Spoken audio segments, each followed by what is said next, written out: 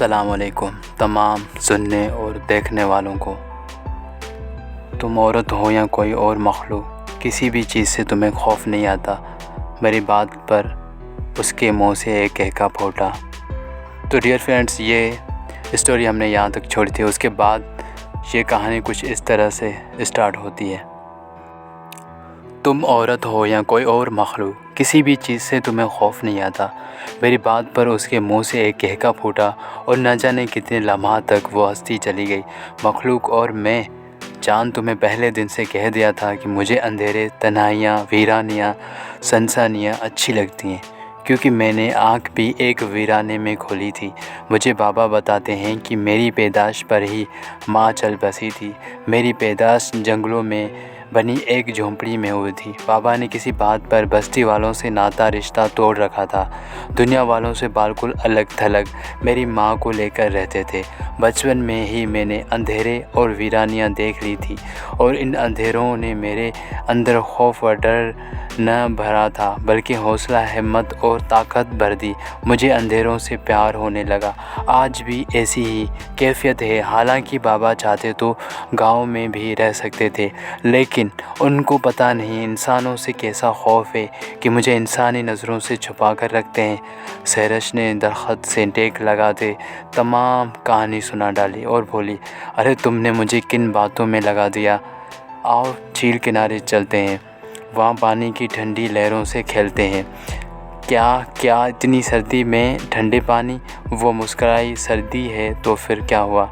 मोहब्बत करने वालों के सामने ये सब चीज़ें मामूली और हकीर सी होती हैं। चलो आएँ। वो मुझे लेके झील किनारे चल पड़ी। हम दोनों झील किनारे जा पहुँचे। वो पाँव पानी में रखकर पानी से खेलने लगी, और पानी के छींटे उसने मुझ पर भी डालने शुरू कर दिए। सर्दी से मेरे दांत तो पहले ही एक साजियाना बने हुए थे। उसके उस फैल से मेरा पूरा जिस्म लर्ज लगा और कांपने लगा। मैंने कहा, सहरश, शिद्दत सर्दी से लगता है कि ठहर ठहर कर मर जाऊंगा। मेरी बात पर उसने अजीब नज़रों से मुझे देखा और बोली, जान, तुम भी दूसरे लोगों की तरह निकलने लगे हो। हालांकि तुमने मुझे वादा दिया है कि मेरी हर खुशी तुम्हारी होगी। हाँ, लेकिन मैंने यूँ ना चाहा। तो वो मुस्कुरा दी और बोली, जान, अपनी राहों को ना बदलो। जो राहें मुझे पसंद है उन पर चलो। वादा करो कि हमेशा मेरा साथ दोगे। हाँ, मैं वादा करता हूँ। लेकिन मैंने फिर कुछ कहना चाहा तो वो बोली, जान, तुम पानी से खौफज़दा हो। हाँ, ऐसा ही है, मैंने कहा। तो वो बोली, डरपोक कहीं के, चलो लगाओ छलांग पानी में। देखते ही हूँ तो मेरी मोहब्बत का कैसा सबूत देते हो। मोहब्बत का लफ्ज़ सुनते ही मैंने झील में छलांग लगा दी। वो किनारे बैठी हंसती और बार बार पानी के छींटे मुझ पर डालती रही। जान, यकीन करो, तुम बिल्कुल वैसे ही निकले जैसे मैंने सोचा करती थी।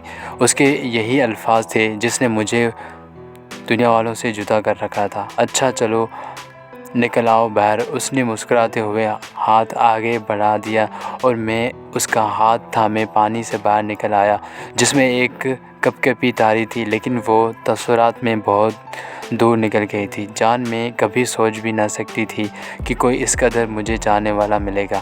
सच पूछें तो दुनिया तन्हाइयों से मैं भी अकता गई थी। अकेले में रास्ते कठिन और दुश्वार गुजार दिखाई देने लगे थे, लेकिन आज मैं अकेली और तन्हाई नहीं हूँ। तुम्हारा प्यार, तुम्हारी चाहत मेरे साथ है। देखा आज फ़िज़ाएँ कैसे महक रही हैं। हर चीज़ मेरी खुशी की मुसरत है में डूबी हुई है। एक वो इंसान था जो मुझे अज़ियतों में ढकेलना चाहता था। अच्छा, क्या तुमने उसका कत्ल कर दिया, मेरी राहों को हमवार कर दिया। वो वहशत पर उतर आया था। लेकिन जान, एक बात याद रखना, अगर मेरे अलावा किसी और लड़की को अपनी ज़िंदगी में लाने की कोशिश की तो तुम जानते हो मैं न तो मौत से डरती हूँ और न कत्ल करने से। मेरे एतमाद को हमेशा बहाल रखना। अगर ठेस पहुँची, एतमाद टूटा, राहें जुदा हुई तो دھرتی کو آگ لگا دوں گی، تمہیں جلا دوں گی، خود بھی جل مروں گی اور اسے بھی جلا دوں گی جو تمہارے نزدیک آنے کی کوشش کرے گی۔ میری بات تمہاری لیے انمول ہے، اسے وحشتوں میں نہ بدل دینا، ورنہ تمہیں ہر سو بکھری ہوئی انسانی جسموں کی راکھ ہی ملے گی۔ اتنا کہہ کر وہ کھنڈرات کے جانب چل دی اور میں سردی میں ٹھہرتا ہوا بس اسے ہی دیکھتا رہا۔ جب اندھیروں نے اسے روپوش کر لیا تو میں گھر آ گیا۔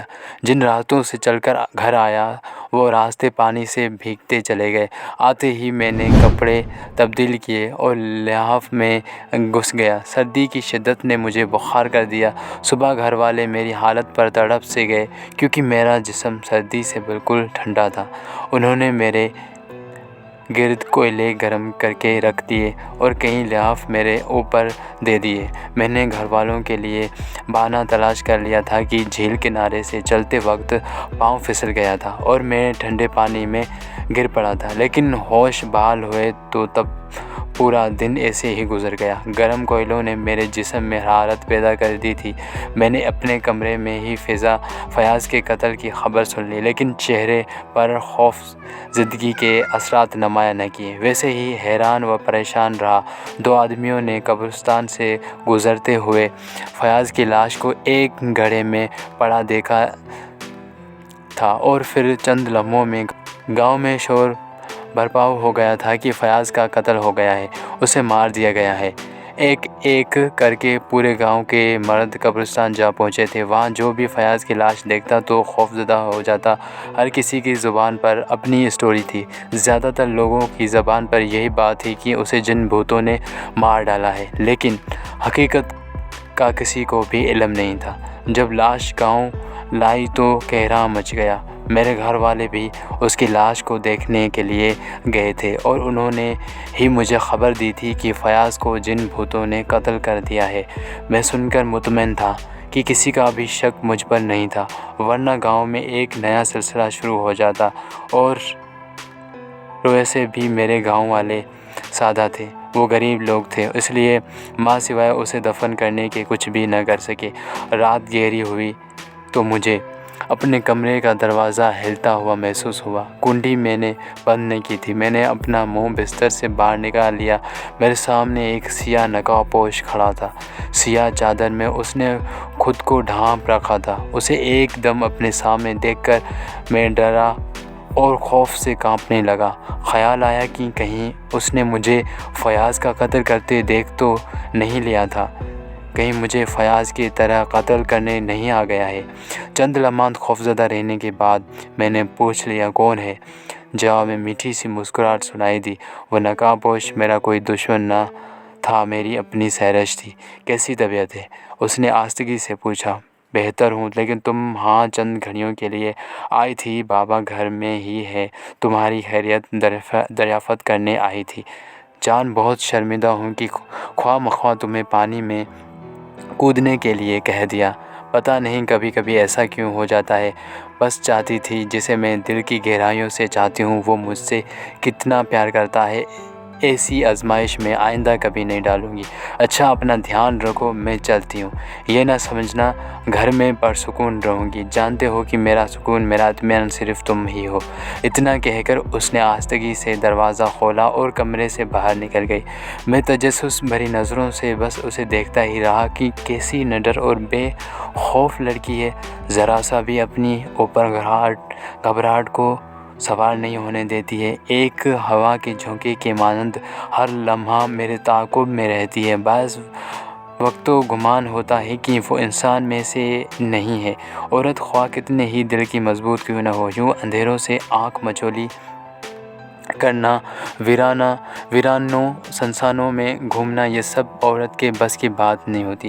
لیکن دوسری ہی لمحے مجھے اپنی اس خیال کو جھٹکا پڑا، کیونکہ مجھے ایک ایسی عورت کا واقعہ یاد آ گیا تھا جو حقیقت تھا، اٹل حقیقت، جو بانجھ سی، اور ایک جوگی نے اسے منتروں میں لگا دیا تھا۔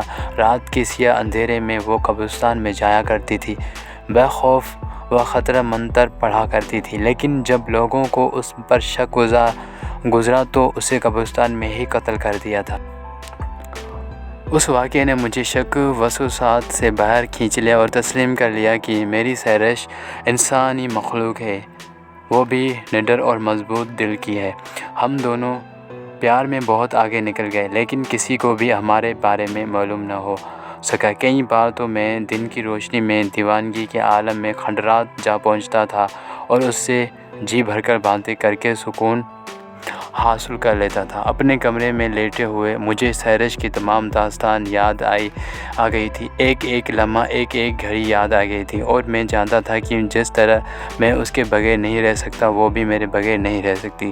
محبت کی یہ آگ دونوں طرف برابر لگی ہوئی تھی۔ ہمارا ملاپ اکثر سیاہ راتوں میں ہوتا تھا، جب اس پر بے بسی اتر آتی۔ وہ ویرانوں سنسانوں سے گزرتے ہوئے میرے کمرے تک آ پہنچتی تھی، اور جب مجھے بے بسی ڈسنے لگتی تو میں ہر چیز بے نیاز ہو کر اس کے گھر تک جا پہنچتا تھا اور اسے دیکھ کر آنکھوں کی پیاس بجھا لیتا تھا۔ لیکن آج اس کی بکھری حالت، مرجھایا پن، لبوں پر طاری طویل خاموشی نے مجھے لرزا کر رکھ دیا تھا۔ تبھی کھنڈرات جا پہنچا تھا اور اس نے مجھے کڑے امتحان میں ڈال دیا تھا۔ مجھے اس کو حاصل کرنا تھا، ہر حال میں اپنانا تھا، اس امتحان میں پورا اترنا تھا۔ میں نے اس کا دیا ہوا کاغذ کھول دیا۔ ایک بھیانک سی شکل والے انسان کی تصویر اس کاغذ میں تھی، جس کے تن پر کپڑے بھی نہ تھے اور سر کے بال بھی ایسے تھے جیسے ایک دوسرے سے الجھے ہوئے ہیں۔ سانپ نہیں، یہ سرش کے باپ کو اغوا نہیں کر سکتا، یہ تو خود دنیا سے بیزار انسان ہے۔ فقیروں سے بدتر حالت ہے یہ، بھلا ایک وجہ اور دلیر انسان کو اغوا کیسے کر سکتا ہے؟ تصویر دیکھ کر میں سٹپٹا کر رہ گیا۔ سرش نے غلط تصویر دے دی ہے، حالانکہ تصویر میں ہیبت ناک چہرہ ہونا چاہیے تھا، جس کے کندھے پر لٹکی ہوئی بندوق ہوتی، آگے پیچھے ارد گرد محافظ ہوتے۔ مجھے سرش سے جا کر تصدیق کرنی چاہیے۔ تصویر دیکھ کر میں الجھنوں میں پھنسا دوبارہ گھر سے باہر نکل گیا۔ میرا رخ کھنڈرات کی جانب تھا، لیکن وہ مجھے قبرستان میں ہی ایک درخت کی اوٹ میں بیٹھی دکھائی دی۔ سرش، میں نے اسے پکارا، اور اداسیوں، غموں اور دکھوں بھرا چہرہ اس نے اوپر اٹھایا۔ اس کی آنکھیں آنسوؤں سے تر تھیں۔ میں تڑپ سا گیا۔ میں نے آج سے قبل کبھی بھی اسے ایسی خستہ اور گری ہوئی حالت میں نہ دیکھا تھا۔ نظریں آسمان کی طرف کر کے اس نے گہری سانس لی۔ تم گئے نہیں ابھی تک، وہ میرے بابا کو مار دے گا۔ دکھ میں لپٹی آواز مجھے سنائی دی۔ میں غمگین صورت کے ساتھ ہی اس کے قریب جا بیٹھا اور کاغذ اس کی جانب بڑھایا۔ سرش، یہ شخص جو اپنی زندگی سے بیزار ہے تمہارے بابا کو کیسے اغوا کر سکتا ہے؟ لگتا ہے پریشانی میں تم نے مجھے غلط تصویر دی ہے۔ میری بات پر اس نے گہری نظروں سے اس تصویر کی جانب دیکھا۔ یہی ہے وہ بے غیرت انسان جس نے میرے بابا پر اپنی گرفت ڈالی ہے۔ دیکھنے میں ایسا ہی، لیکن اس کے کارنامے بہت گھناؤنے اور خطرناک ہیں۔ رات اگر میرے بابا کو کچھ ہو گیا تو میں خود کو آگ لگا لوں گی۔ اس نے بے بسی کے عالم میں کہا، لگتا ہے تم مجھ سے سچا پیار نہیں کرتے ہو۔ اگر سچا پیار کرتے تو کبھی میرے پاس نہ آتے، بلکہ رات کی تاریکی میں دور، بہت دور نکل گئے ہوتے۔ نہیں سرش، ایسی بات نہیں ہے۔ اگر پیار نہ ہوتا تو سرد اور تاریک راتوں میں کبھی نہ تم سے ملنے آتا۔ تمہارے طلب میرے بے بسی بنتی جا رہی ہے۔ صرف ایک بار مسکرا دو میری بات پر۔ اس نے ایک مرتبہ پھر ایک سرد آہ بھری۔ تجھے میری لبوں کی مسکراہٹ دیکھنی ہے، شاید تمہیں میرے دل کی اذیت، آنکھوں کی بہتی ندیاں، چہرے کی ویرانی دکھائی نہیں دے رہی ہے۔ میں نے تم سے وعدہ کیا ہے کہ کامیاب لوٹو گے تو مجھے دلہن کے روپ میں مسکراتا ہوا دیکھو گے۔ جاؤ، خدا کے لیے جاؤ۔ وہ سیاہ پہاڑوں میں چھپا بیٹھا ہے، وہ بہت ظالم اور کمینہ انسان ہے، میرے بابا کو مار دے گا۔ میں خاموشی سے اٹھ کر کھڑا ہوا۔ میرا رخ گاؤں کی طرف نہ تھا، انجان اور ویران، کٹھن اور دشوار گزرا راستوں کی جانب ہو گیا۔ مجھے گھر والوں سے کیا کام تھا؟ مجھے تو اپنی سرش کے آنسوں کی بے بسی، اس کی اداسی اور اس کی غمگین صورت عزیز تھی۔ مجھے اس کے لیے کچھ بھی کر گزرنا تھا۔ میں رات بھر اس سمت چلتا رہا جس سمت میری سرش نے مجھے کہا تھا۔ مجھے کالے پہاڑوں تک پہنچنا تھا، اس کے بابا کو چھڑا کر لانا تھا، اس کے لبوں پر مسکراہٹ دیکھنی تھی۔ میں چلتا ہی رہا۔ سورج کے لپٹنے سے پہلے ہی میں کئی گاؤں کراس کر چکا تھا۔ میرا رخ ان پہاڑوں کی جانب تھا جس میں وہ خبیث انسان چھپا بیٹھا تھا۔ میں نے چلتے عہد کر لیا تھا کہ نہ صرف سرش کے باپ کو زندہ سے لاؤں گا بلکہ اس خستہ حال بابے کو بھی کھینچتا ہوا لاؤں گا تاکہ سرش اپنے ہاتھوں سے اسے اذیت کی موت دے سکے۔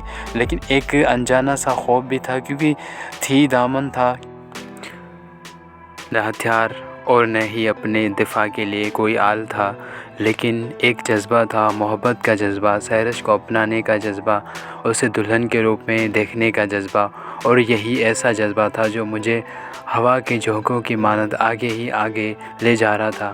میں نے کسی کو بھی دل کی بات نہ بتائی کہ میں کس وجہ سے محسفر ہوں، کیونکہ خاردار راہوں کا انتخاب کیا ہے، کیوں ایک بہت بڑے ایک گروہ سے ٹکراؤ کرنا چاہتا ہوں۔ خاموشی سے اپنی منزل کی جانب رواں دواں رہا۔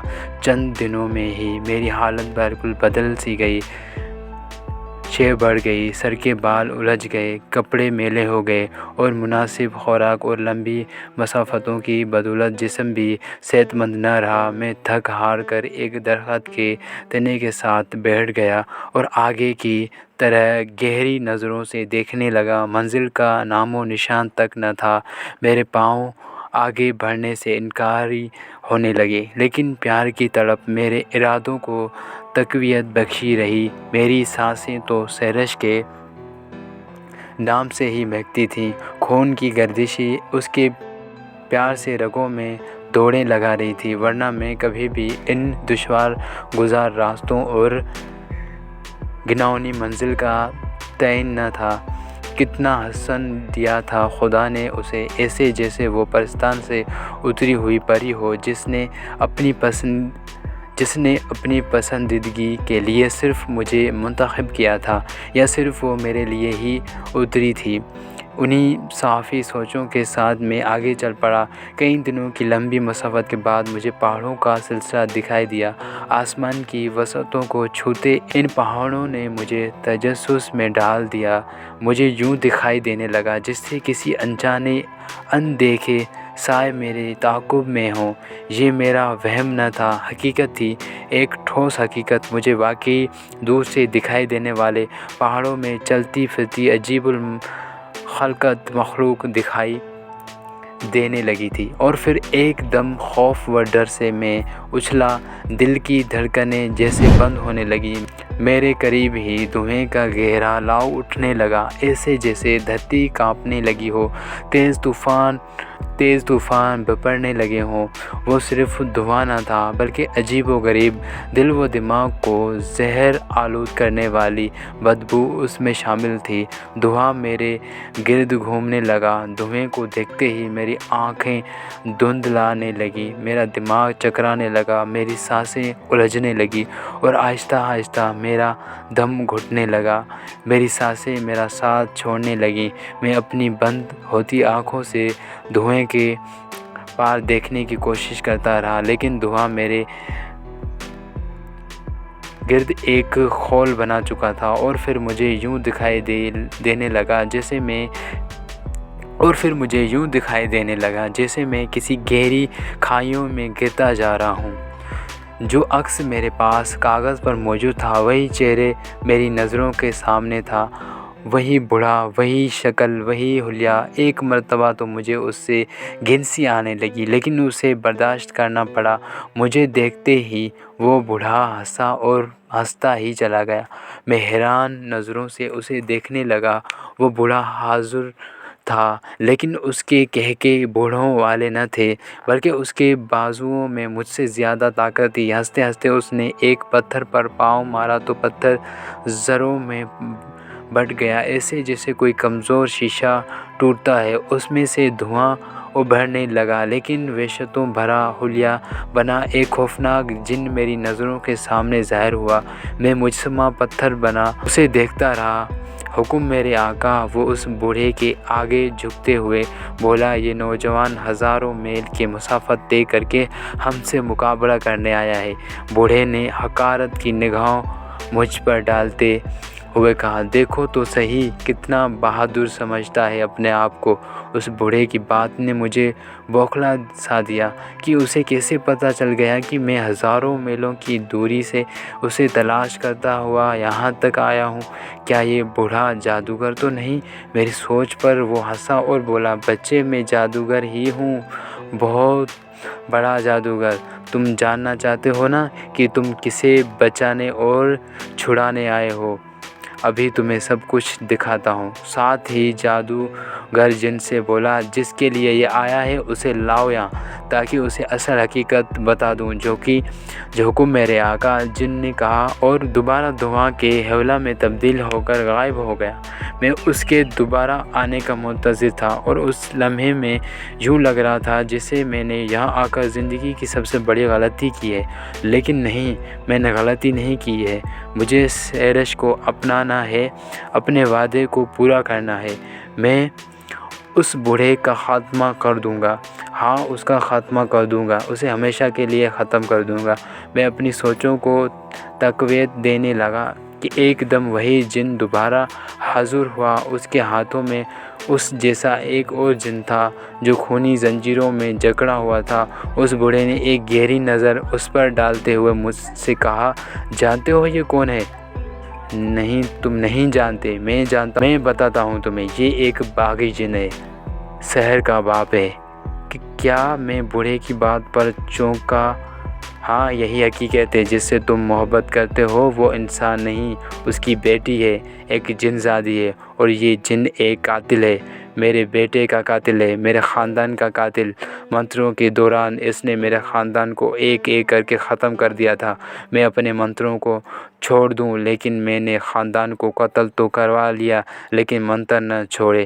تب سے یہ بھاگ نکلا تھا، ساتھ ہی بیٹی کو بھی لے گیا تھا۔ میں اس کا برسوں پیچھا کیا، لیکن یہ وہ ملک چھوڑ چکا تھا جہاں میں رہتا تھا۔ مجھے پتہ چلا تو میرے جن مجھے اس ملک میں لے آئے، اور اسے پتہ چلا تو اس نے دوڑ لگا دی۔ پھر مجھے پتہ چلا کہ وہ فلاں جگہ ہے، لیکن اس کی بیٹی کسی محفوظ ہاتھوں میں ہے، کسی بزرگ کے حصار میں بند ہے۔ سو میں نے اپنے خاندان کے قاتل جن کو اٹھا لیا۔ بس یہی کہانی تھی میری اور اس جن کی، اور شاید تمہاری بھی۔ بوڑھے کی باتوں نے مجھے نہ صرف حیران و پریشان کر دیا، بلکہ میں سوچوں میں بھی الجھ گیا تھا کہ کیا جس سے پیار کرتا ہوں وہ انسان نہیں ہے، جن زادی ہے؟ میرے دل کی ایک کونے سے آواز آئی کہ راحت، وہ چاہے انسان ہے یا جن زادی، تمہاری محبت ہے، اور اس کی محبت بھی صرف تمہارے لیے ہے۔ وہ تمہارے انتظار کر رہی ہے، اسے تمہاری محبت پر اعتماد ہے، اور جس کے لیے تم ہزاروں میل پیدل چل کر ان پہاڑوں پر آئے ہو۔ کیا ناکام واپس جاؤ گے؟ ہرگز نہیں، تم نے اس کو اپنانا ہے، ہاں اپنانا ہے۔ تب میں بوڑھے کے قدموں میں بیٹھ گیا، اس کے سامنے ہاتھ باندھ دیے اور کہا، بابا جی، یہ قاتل ہے، باغی ہے، جو بھی ہے، اسے معاف کر دو۔ آپ کا خاندان اب واپس تو نہیں آ سکتا ہے۔ اگر آپ نے تیش میں آ کر اسے جلا دیا تو یہ مر جائے گا، اگر یہ مر گیا تو اس کی بیٹی مر جائے گی، اگر اس کی بیٹی مر جائے گی تو میں بھی زندہ نہیں رہ پاؤں گا، کیونکہ مجھے اس سے محبت ہے، اسے اپنانا ہے، میری زندگی کی خواہش ہے، اور وہی میرا سب کچھ ہے۔ میری بات سن کر بوڑھا تیش میں آ گیا اور چیختے ہوئے بولا، بچہ، تم نے 2 لفظوں میں کہانی ختم کر ڈالی ہے، لیکن میری کہانی 2 لفظی نہیں ہے۔ اس باغی جن کو پکڑنے کے لیے مجھے کئی ملکوں، شہروں، جنگلوں، پہاڑوں، بیابانوں میں جانا پڑا ہے، اپنی زندگی اس کے پیچھے تباہ کر بیٹھا ہوں، اور جب پکڑا ہے تو تم اس کے ہمدرد بن کر آ گئے ہو۔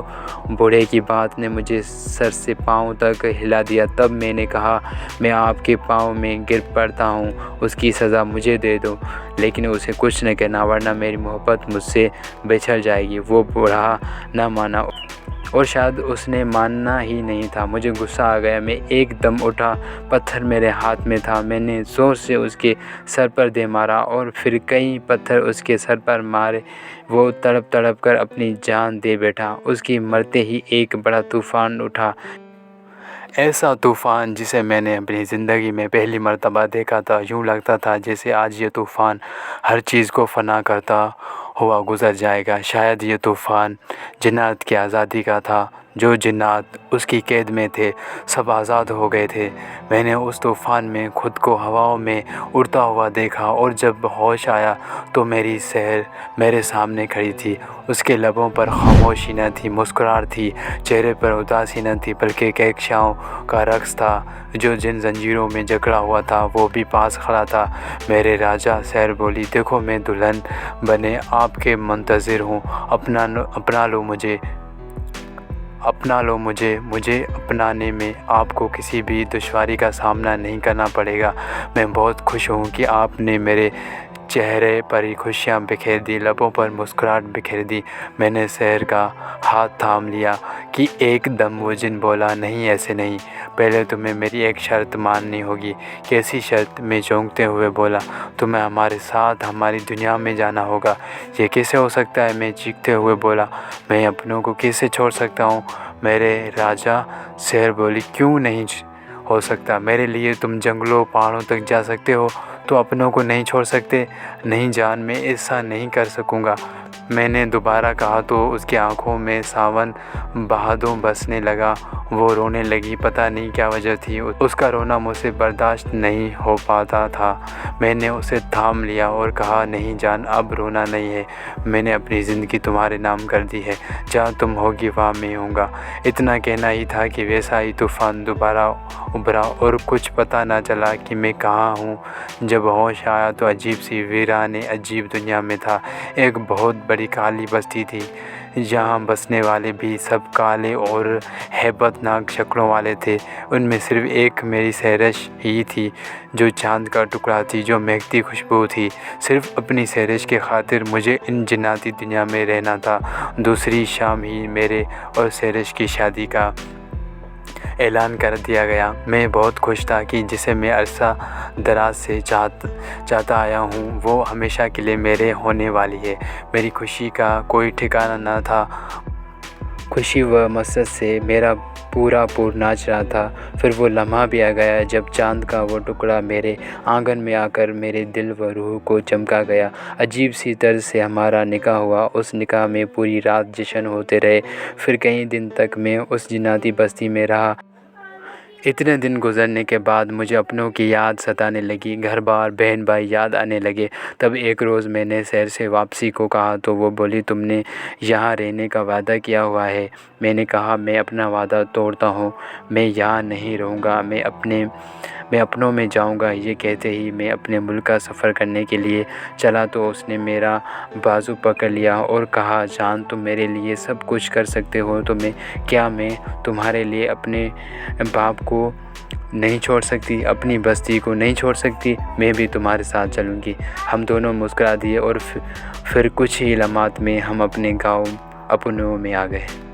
तो डियर फ्रेंड्स, ये थी हमारी एक कहानी। उम्मीद है आपको बहुत अच्छी लगी होगी। मैं हूं करीम के और आप देख रहे हैं हमारा यूट्यूब चैनल उर्दू अनोखी कहानियाँ। इस तरह की सच्ची और अच्छी कहानियाँ देखने के लिए हमारे चैनल को सब्सक्राइब कर दें और बेल आइकन को प्रेस कर दें ताकि हर हमारी वीडियो आप तक पहुंच सके।